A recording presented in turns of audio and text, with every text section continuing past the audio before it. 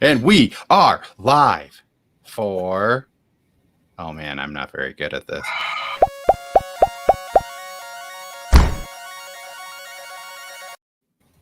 This week in comics. Yeah. My light is still too green, I think. Oh yeah. And I'm Cole. And I'm Nick. And we are down at Todd.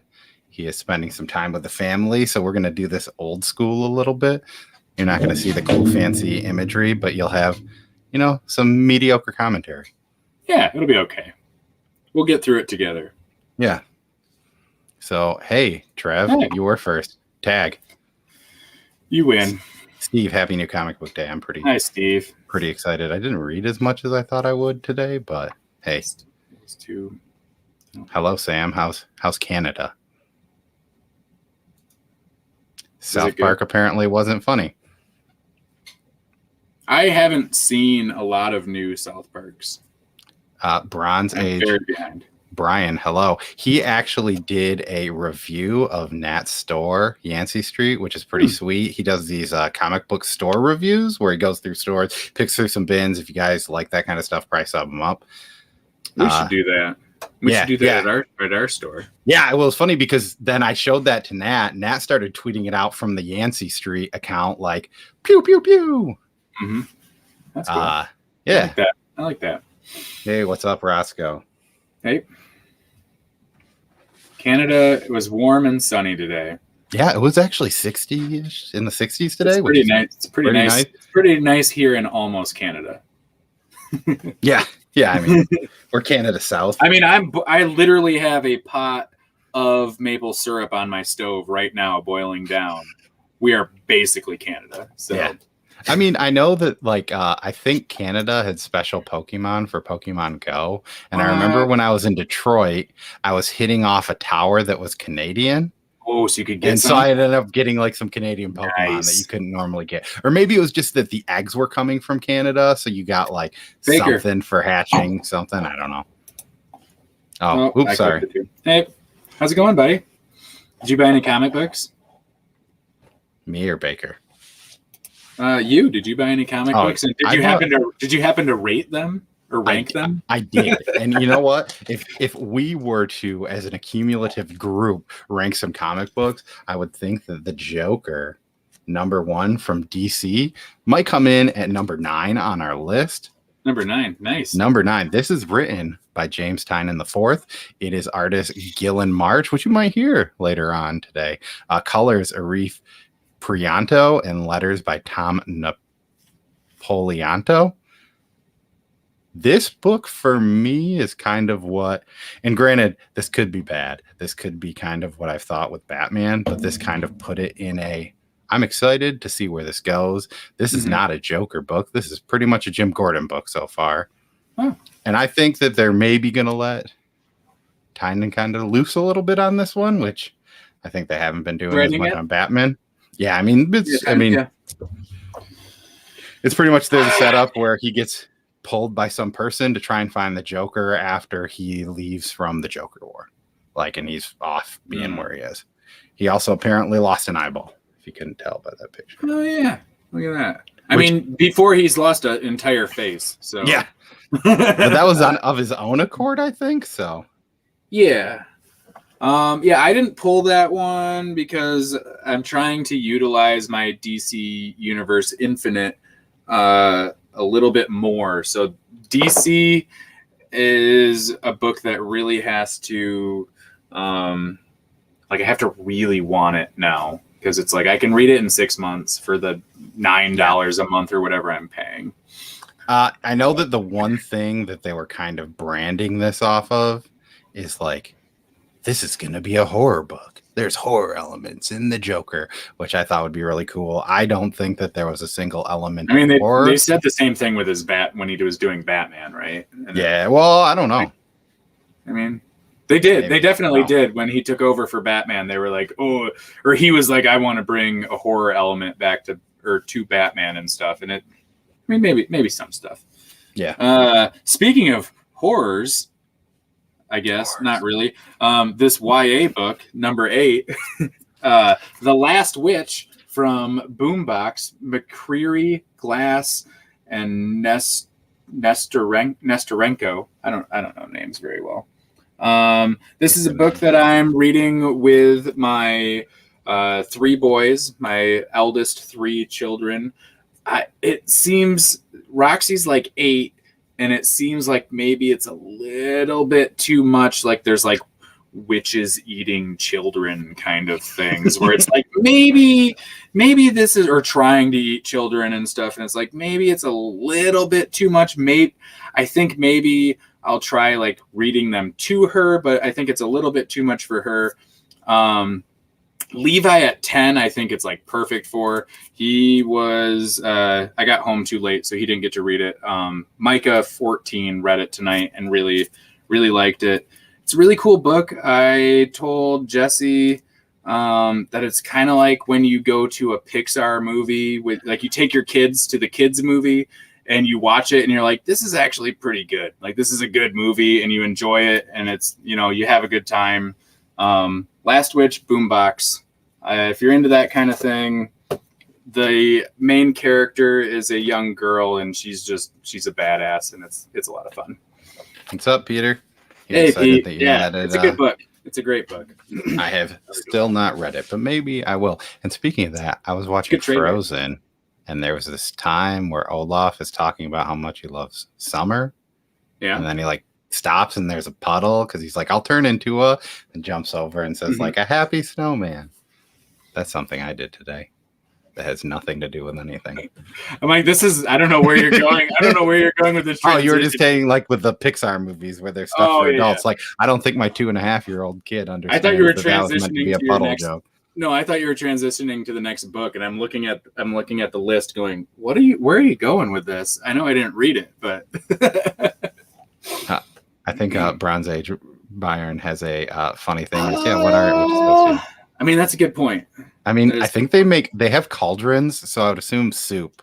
You know, I read this crazy thing on Smithsonian's website that women used to brew beer, and that's why they had cauldrons, and they wore pointy hats so that when they sold the beer in the markets, people could find them. They'd be like, "Oh, there's the beer vendor," hat. And then they had cats because the cats would scare the mice away, or get mice away from the grain and stuff. For all the witches are just brewers. Like that's literally. I'll get you the link. It's crazy. The stereotypes are just because they used to brew beer. I remember when I was in the UK, they used to say that like when they first started brewing beer, I think they said that females were better at brewing beer, and then I don't know why they just stopped, but apparently they did. Well, because men wanted to do it, and they were like, "You're a witch." Yeah, you're a witch. We brew beer now. And then they burned them. Like that's pretty much what happened. Speaking of witches, we can segue into aliens, right? Yeah. Cool. Stargazer number 6. This is a Mad Cave book. It is writer and friend of the show, Anthony Cleveland. If you haven't seen him when he was on, he told us all how to make hot sauce, which has now become a hobby of all of ours. I have a new batch in the fridge that's really good and really hot. Art is Antonio Fuso. Colorist is Stefano Simone. And letterer is Golden Burrito Award winner Justin Burke. This is the final issue for Stargazer, and I'm really excited to just go back when the trade comes out and reread this in full. I think, like, no matter what, the colors and the art in this book are amazing. The storytelling's great. It's a book about aliens that kind of goes all over the place, and it's a lot of fun. I mean, this is a 6th issue and the final issue, so probably not good to pick it off the shelf. No. Just this issue, but hey, you know what? That trade's probably going to come out in a month or so. Even Anthony said that, like, from issue 2, he was like, "This is going to be better in a trade." So, if you didn't pick any of these up, get the trade for sure from Mad Cave. I didn't read it today because I actually started reading it, and I was like, "Oh yeah, I'm like 3 issues behind," because I just stopped reading it. So that's why I have them all out right now, because they're going. To work with you tomorrow. They're going to work tomorrow. I'm kind of burned out. I don't know if I'm gonna actually read them tomorrow or not, but they're going very near the top of the pile to get read now. So yeah, I know there's certain days where it's like if I read a bunch of comic books a day, like during the week, it's just like, hey, maybe I just need to watch a few episodes of Naruto and not think about anything. yeah, I need to like not well because I read a lot digitally too, so my eyes are just kind of fried. So I just need to like not do. Is this the last Stargazer? Yes. I'm not sure. Is that a movie? Whoa. Is that a reference I'm missing? It is the last issue. It sounds like it, but it's the last. Maybe Airbender. Last start, maybe I don't know. I have no segue for Scout's Honor number 3. Oh, you could have talked about patches. Damn it. Well, where are mine? Wait. Mine might be over here. I don't know what I did with mine. I think I threw them. Hold on. Somebody's probably going to be upset with that response. I definitely threw them somewhere. No, I got them. They're in the bag. Oh, There they are. Nope, those are burrito stickers. Anyways, you got them there. This is the one for today. It is archery. I got them. Archery, which, sorry, Pete, I did message my LCS and they were out of them. But we got archery and we got wildlife mastery, which I believe was for number 2. Little iron-on patches. Your shop has to order at least 10 issues of Scout's Honor, which is a really awesome book that's post-apocalyptical.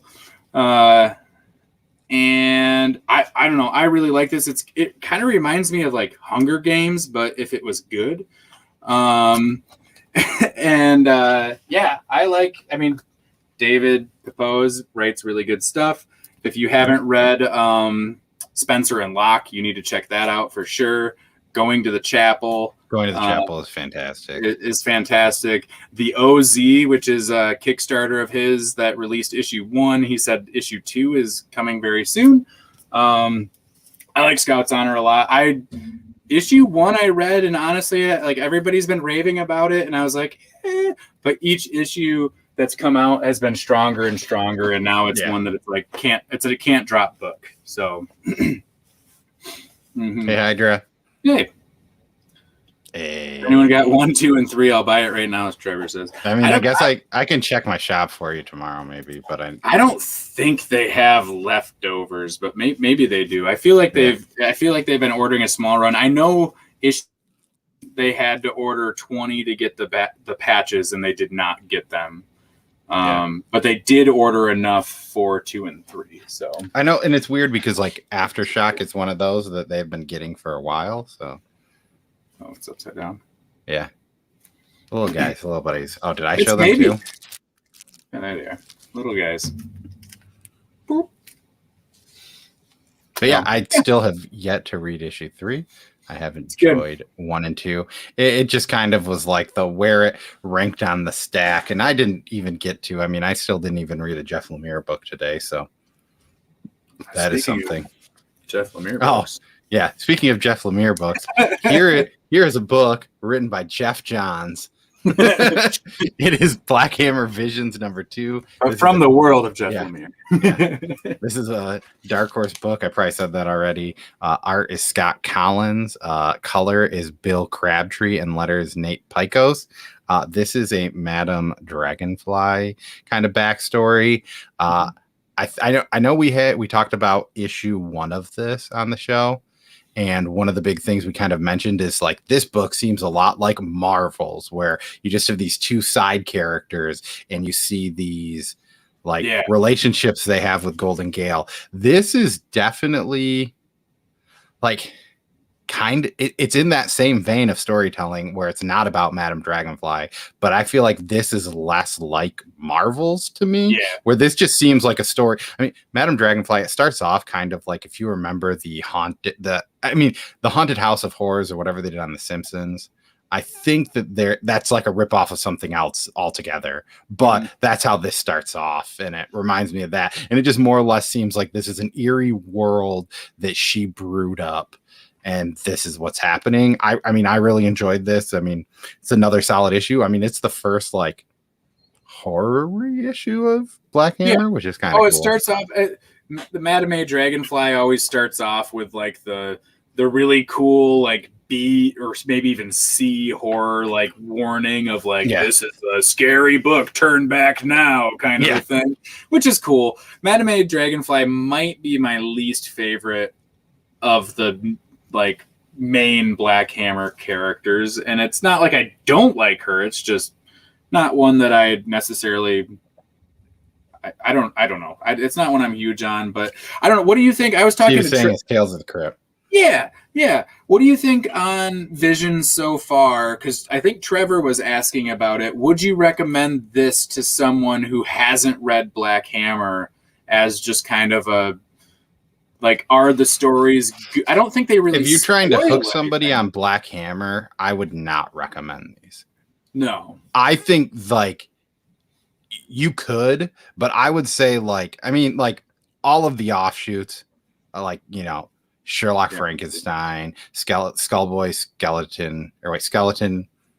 I don't know. Skulldigger and Skeleton Boy. Yeah, cool. Dr. Star, that is now like Dr. something else. Those ones might be easier to just pick up and read. Oh, Black Hammer 45. Like, just take that, read that. These are good, but I think this is for fans of the series. And I mean, these... I don't think it's bad. I think they're cool little one-shots that I think you would enjoy, but I don't think you would, like, love them, right? Like... yeah, like, and I think it's just more like this is what these... I mean, these are the first times that Black Hammer stories have been written by anyone that isn't Jeff Lemire. So my assumption is this is just like... This would be like if you were to like, hey, comic burrito dudes. Why don't you just write a love letter to my universe about one of the things? And I mean, the next one is going to be Chip Zdarsky on Abraham Slam. I can't wait. I'm so excited. So, I'm pumped for that. Patton Oswalt did fantastic with number one. Number one, I liked number one better than number two. For sure. But again, that's maybe due to other things. Gale is one of my favorites. So it's there's probably that a little bit to it, but yeah, I would still go back and I'd read Black Hammer and Skulldigger and Skeleton Boy is maybe my favorite. So I know that trade isn't out yet, but that might be one of my favorite runs. Yeah, and I mean this is just kind of one of those things where like I think this is more fanfare. Like here's some cool. It's just more background. My idea is what like Jeff Lemire wants to do with this is kind of like a Hellboy thing where it's just here's years and years of history and stuff beyond stuff that it just continuously grows. But no, it's cool. What do we have next? Oh, for our number four, which at this point on, even from the beginning, all of these, this week was a solid week. I read 12 books and my 12th like ranking 12 of them for me I'd still think is better than how it like it's solid. Like this is one of those weeks where it's just like I don't know, man, just they're all good. But Carmen, number one from Gilliam March, who also he did the art on the Joker book, and he writes he does everything on this book, maybe not letters. I don't know. I thought there was one thing that I think he did not do. But there's your A cover. The B cover is a little risque. I was going to buy it. So next week they definitely had it. It's the one where she's like, you see her butt and she's kind of like this. Yeah, right? She's like getting floated out. So first of all, trigger warning for self-harm, suicide type stuff for sure, because that's definitely what this book is about. But it's also about Carmen is kind of a unconventional guardian angel through death kind of stuff. I don't know. The artwork in this book and the story of this book I absolutely adore. It's one of my new favorite things. If you see it, you should definitely pick it up, unless, like I said, if some of those things are things you don't want to or can't handle or whatever, then I would stay far away from it. But I thought it was an extremely good showing. I don't know which one that is, but I saw some of the variants and they all looked pretty sweet. Yeah, there was that might be the one I was thinking of. There was one that I was going to get if it was a a ratio variant or something in our shop either didn't have it or someone already claimed it before the day. I was I the was ready first to person spend in the well, you and I, there was one person that walked in before there us. was And one guy that went through the stack before me, and I kind of stood next to him, kind of looking, and he kind of turned away. He had 3 books in his hand when I saw him, and he picked up Nonstop Spider-Man and like the 5th printing of that web of that's blue web Spider-Man side face. I think it's third print. Third yeah. Or I have no idea. I know the red one was second. So that was a very solid book. Another thing I would recommend is if you are at work, do not read this book at work. There's a lot of like, the main character is naked the whole time, and like most of the time she's kind of like this, but sometimes you just see a random nipple here and there. Lots of boob for sure. Yeah. But it's there's a very good reason, I guess, for it. It's not just nudity for the sake of nudity. There's a very specific point about vulnerability, and being afraid of how people view you that is being conveyed through that. So it's definitely not a nudity for nudity's sake type thing. But yeah, and one thing I'll say that was pretty solid about this, like this is one of those issues that like I think I read it Monday maybe, and every time I was looking at my list, it like either moved up and then I'd like kind of like, man, now I'm gonna move it down. Then I thought about it a little bit longer. Maybe I should move this back up. Maybe I'm gonna move it back down. It's kind of all over the place. Yeah, when I was like almost finished with it and first finished the book, I'm like, this is my number one. It has to be. This is awesome. I love it. But then it was like, hold on, like it's not a shadow of a nipple. There's definitely just straight up, just like. Oh, I don't read a lot of heavy metal stuff. I know Todd's kind of the one that's done that most of the time. Yeah. But yeah, I mean, it's pretty solid. I like the story. I think like it was one of those where like I read the first one too, and I was like, I don't know if I need to get this book. And then I saw that it was 5 issues, and I was like, I should probably read this book. It's another one that, like, again, it's like time and time again. That's why I keep going after books like this. When I see just one name on the cover, and it's like the guy, like whoever it is did all of it, then it's like, all right, this is a very personal message or something that this person's trying to convey, and you're going to get the whole scope of everything. And it's something that I'm really liking in indie comics right now. When I see that, it's like, all right, I'm in. Speaking of indie comics, what are we at? I think we're at 3 now. We are at 3. Number 3. We have Nottingham, number 1. This is a Mad Cave Studio book. Oh yeah, and writer is David Hazan. Artist is Shane Connery Volk. Letters are Luca Romano, or colorist is Luca Romano. And I did not write the letter's name down, so I'm going to open it up and I'm going to tell you. Yeah, but the letters in this was solid. It was Giametti Gill.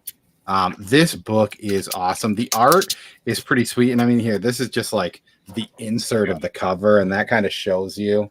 But like, I mean, obviously it's Nottingham. This is a take on Robin Hood.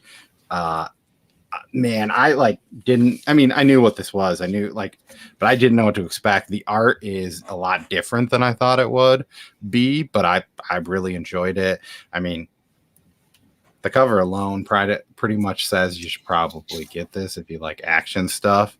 I mean, for number 1, this is solid. I heard Robin Hood Mad Cave.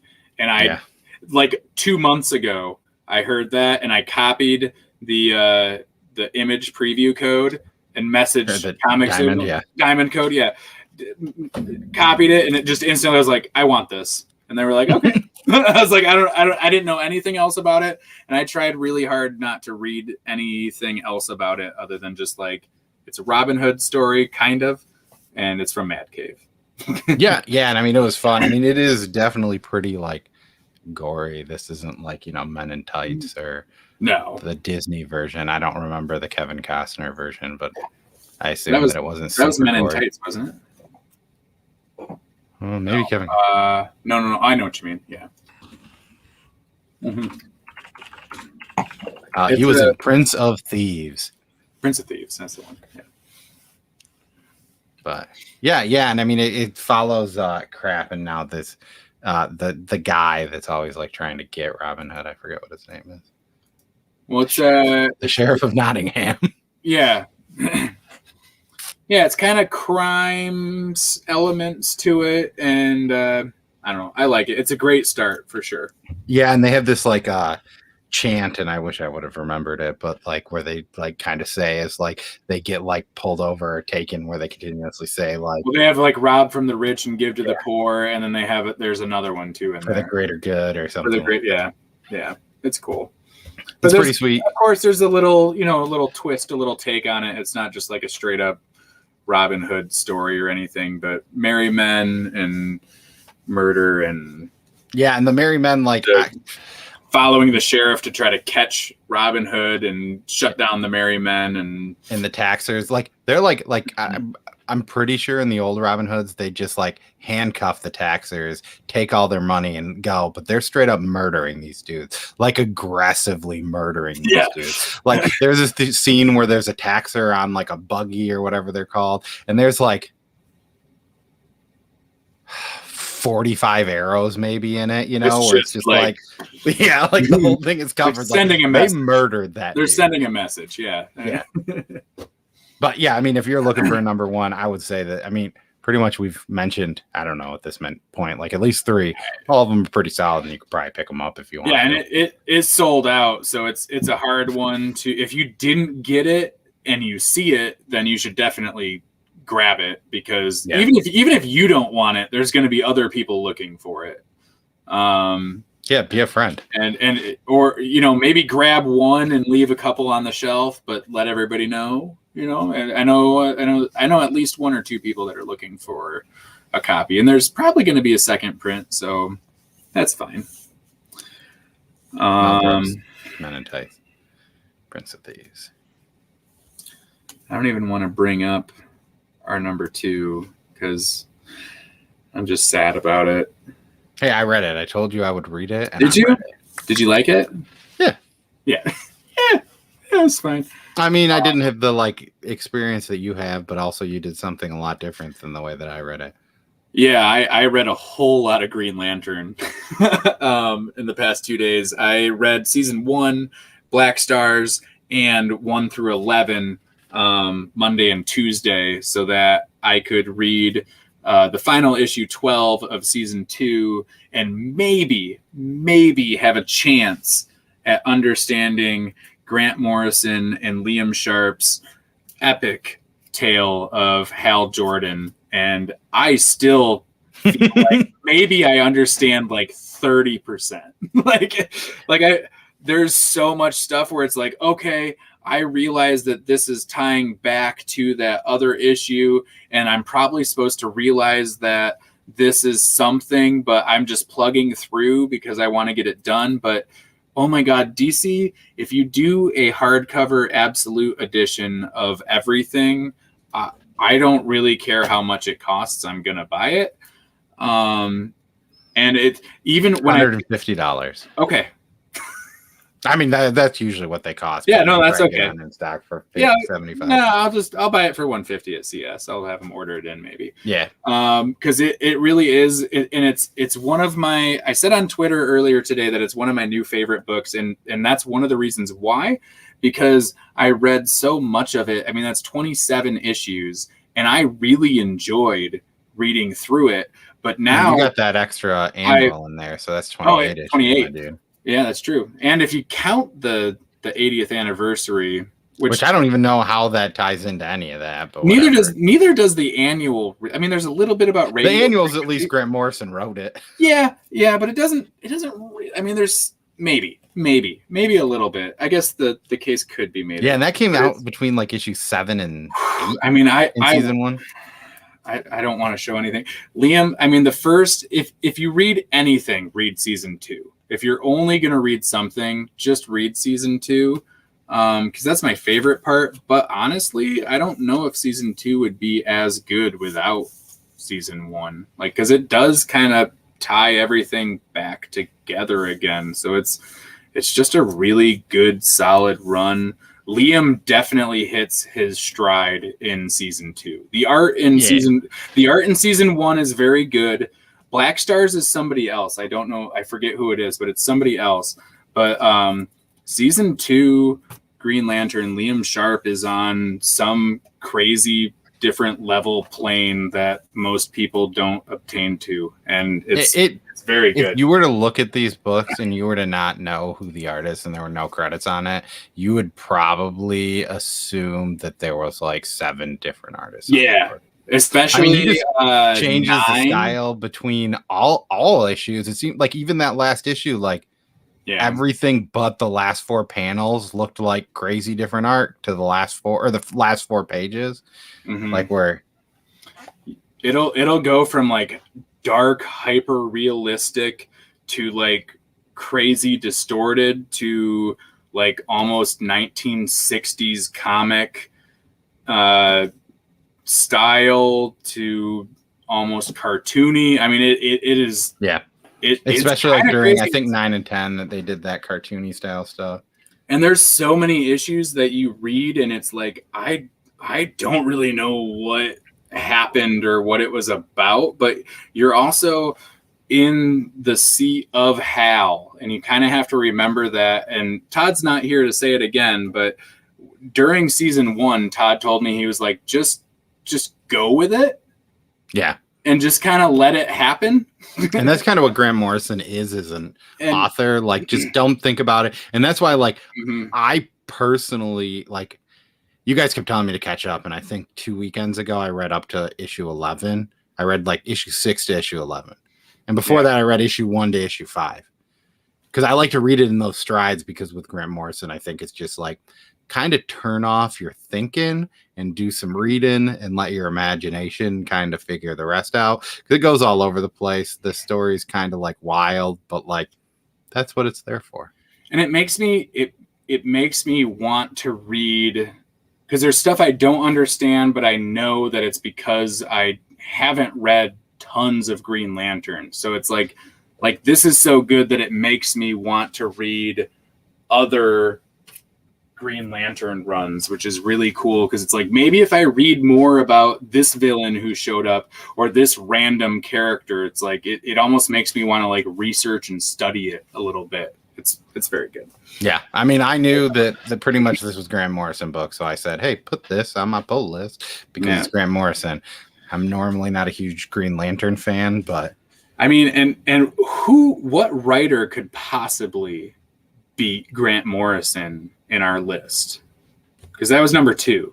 Yeah. So there's only one person that could possibly be better. And this is, we both agreed on this book as being we the did. number 1 issue. So that's why we were going to do 10, but since we both had it in the number 1 slot, we figured we'd keep it here.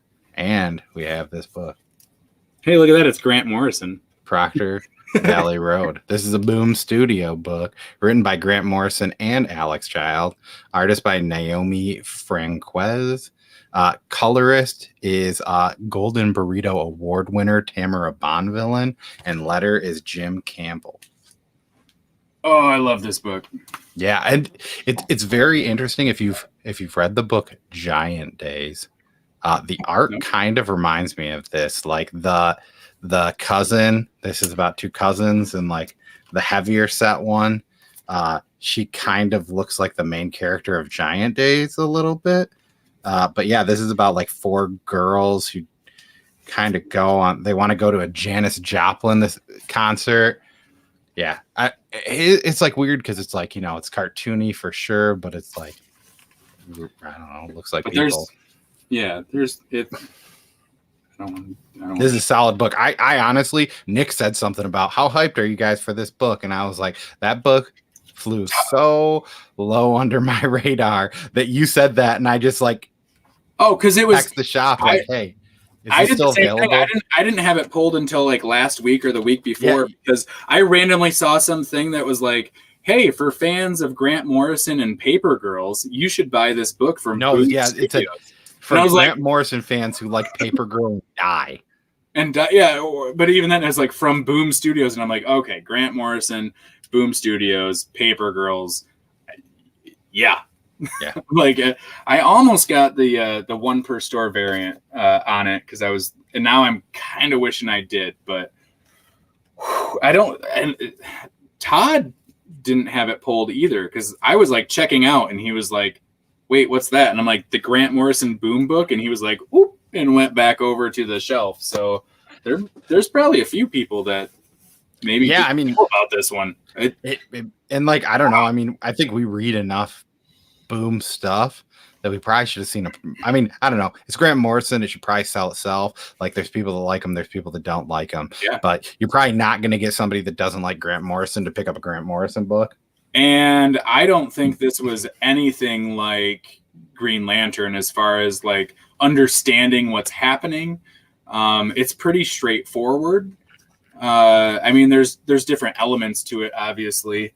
But it's kind of a cool little horror book, and yeah, I don't know. I need more of this now. Yeah, I don't know how long this book is gonna last. I think you guys. I mean, if you like horror stuff, you're gonna like this. I mean, it takes place in the 70s, so if you don't like the 70s, maybe you won't like this.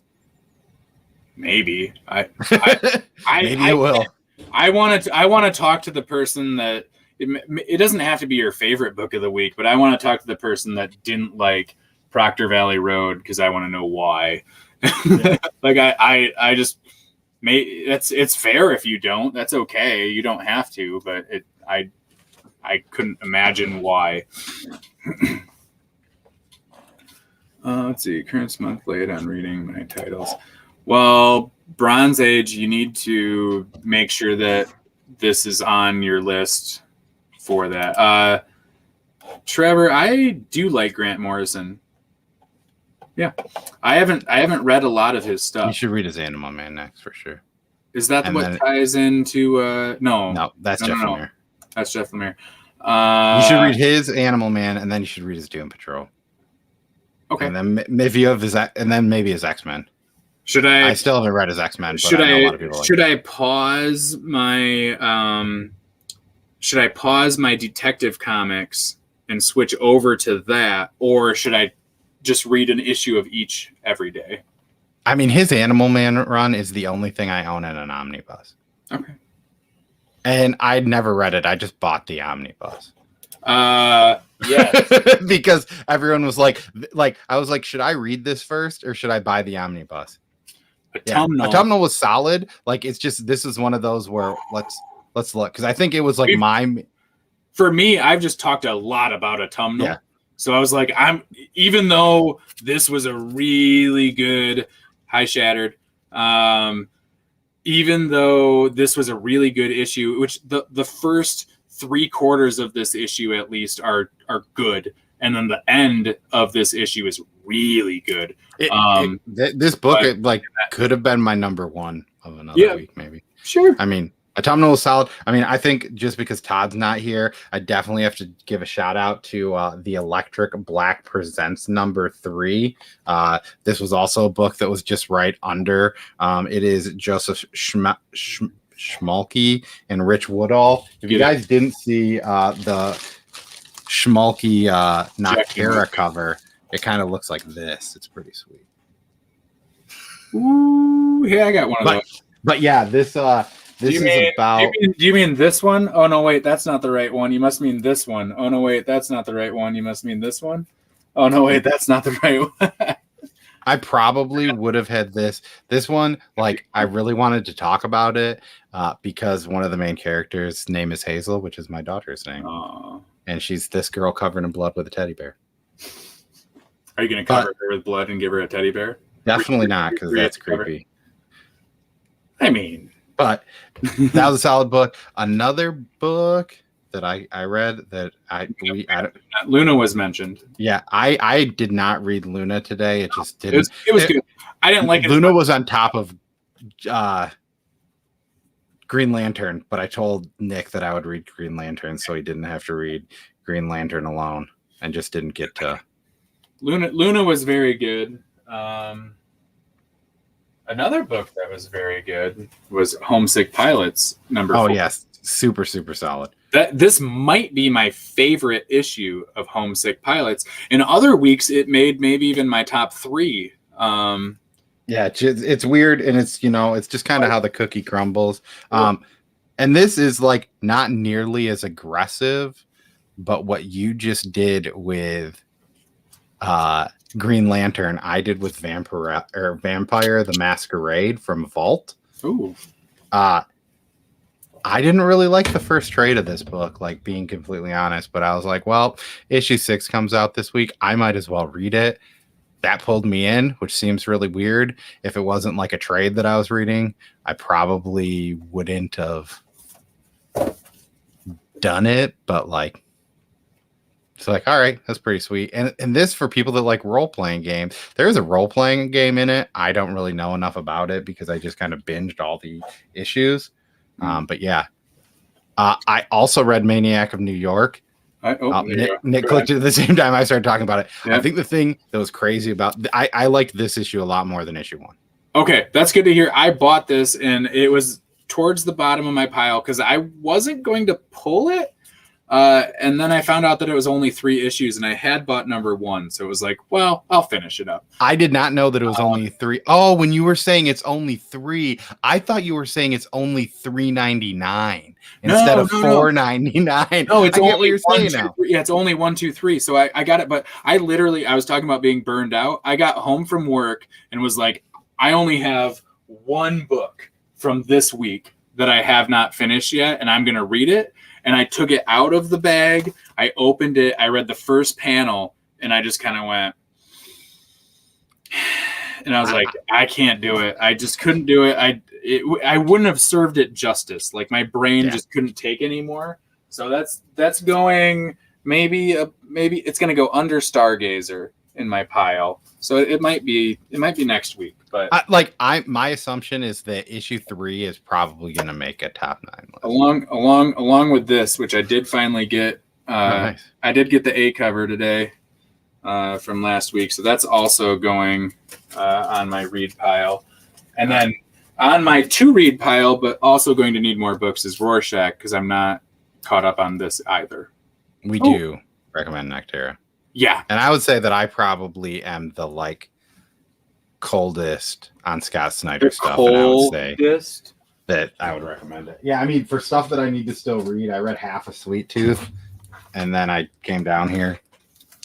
The coldest. Yeah, I've got to read. Like I said, this is the order I have to read stuff in. I have Luna, I've got Scout's Honor, I've got Immortal Hulk, The Eternals, Redemption.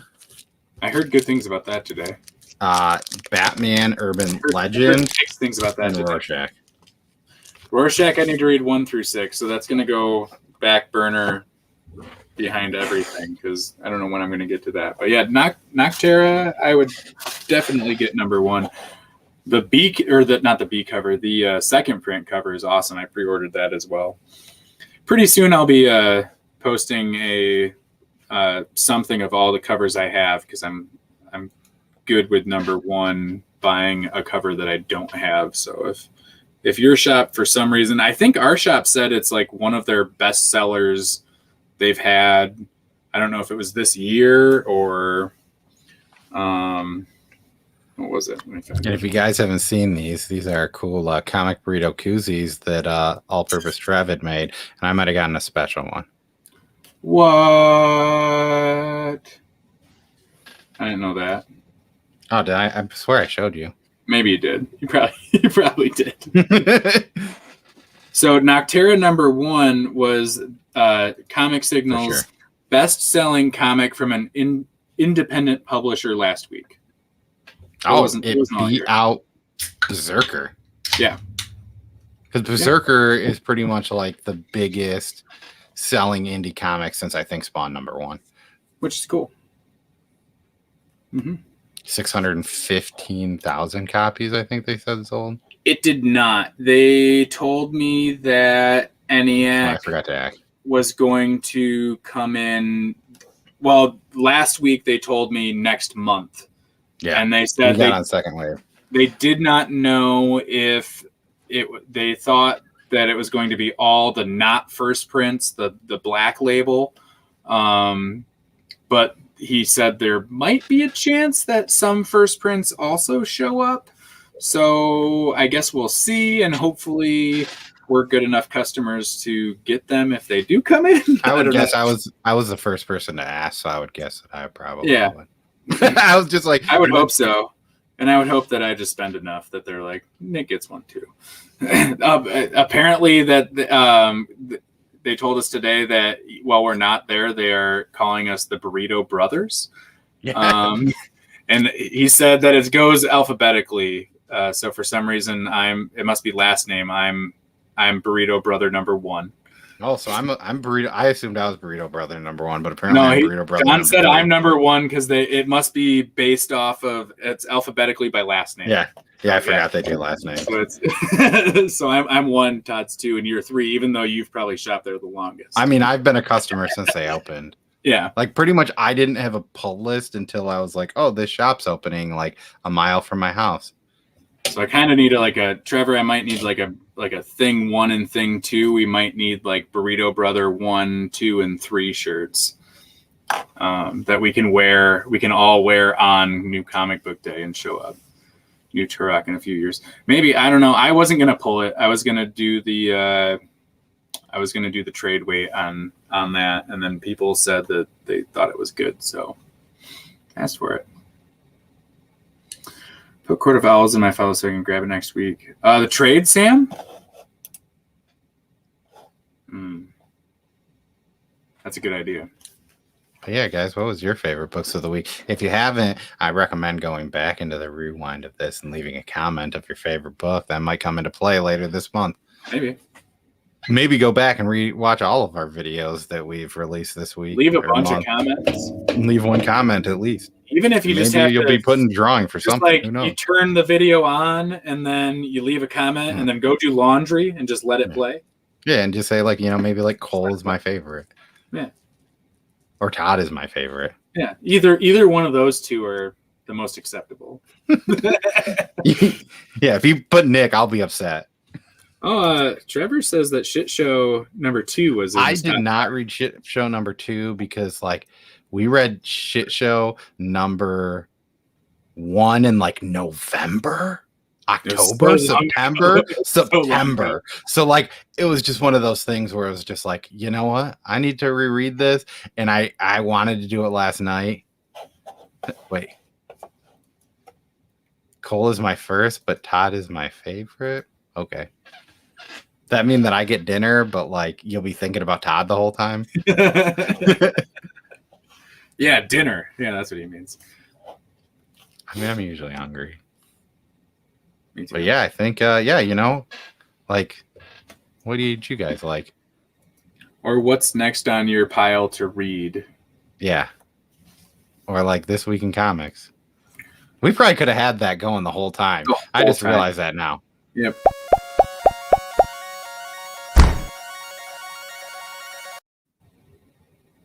And I'm Nick. And I'm Cole.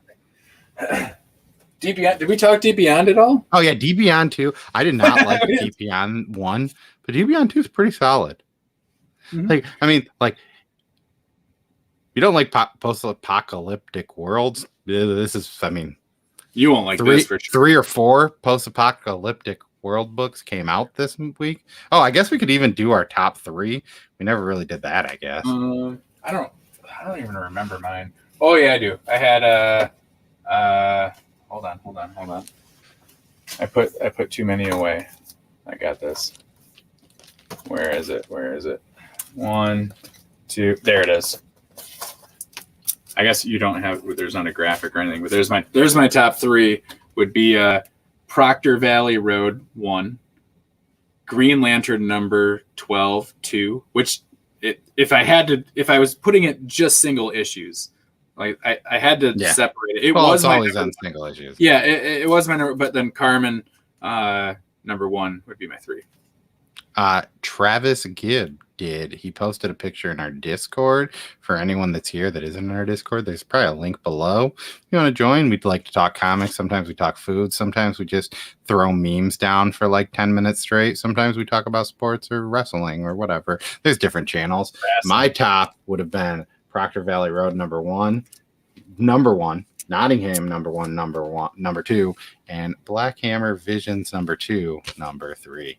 The non-cover, I don't know what it is exactly, but I think it was something that you were supposed to rip off.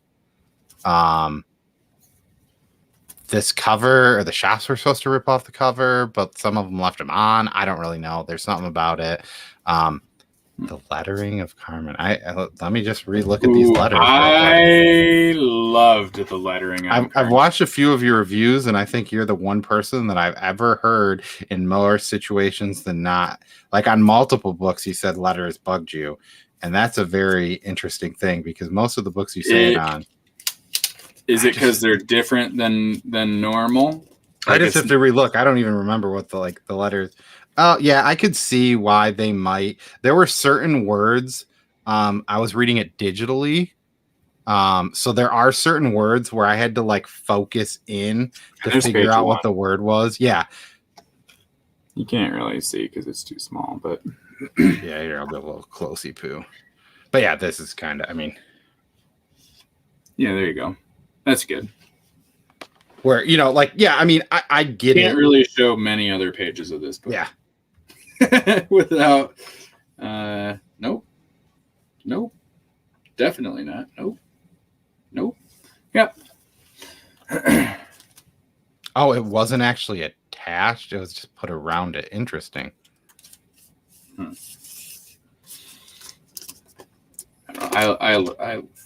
I liked it just because it's different. Sometimes that's all it takes for me is like just being a little bit different than what a lot of them look like. And when it's a font that is like makes me take a little bit extra time, sometimes I appreciate it and sometimes I don't. Because with this one, it did slow me down a little bit. And since I had been binging so hard, I was a little nice change of pace. Yeah, it was kind of a nice change of pace to be like, all right, hold on. I need to focus on these words a little bit and slow down. I can't just go through it. So maybe that's why it was that way for me. But I guess I could understand. I could see that. Yeah.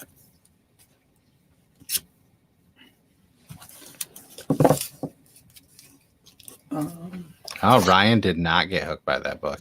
Yeah, I wasn't. It was one of those books I thought about way too much during the day, and I kind of went back and forth. But I guess if you didn't like the art for sure, then I would get that. But I thought the writing was pretty solid.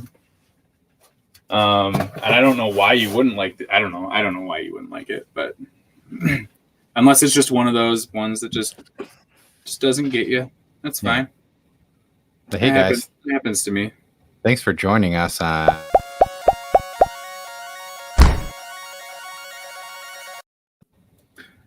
This weekend comics. Yeah. I'm Cole. And I'm Nick. Hi. We'll see you Saturday. Oh, yeah. We have the writer of Yasmin from Scout Comics. Yeah, Saif Ahmed. And if you have not read that book, I would highly recommend tuning in. We might be giving away all 6 issues of the book for people that show up. So, yeah, if you come in, just be part of the chat. We might do a wheel. We might do something. But, yeah, we have all 6 issues of that book to give away to people. Yeah, thanks to Scout Comics. Wow. We sure are generous. Or Scout. Yeah. Or Scout. So, yeah. Everyone that's here, make sure you go back, leave a comment. Maybe something Scout related will be given away later this month. Boom. Bye. See ya. Have a good night. Thanks.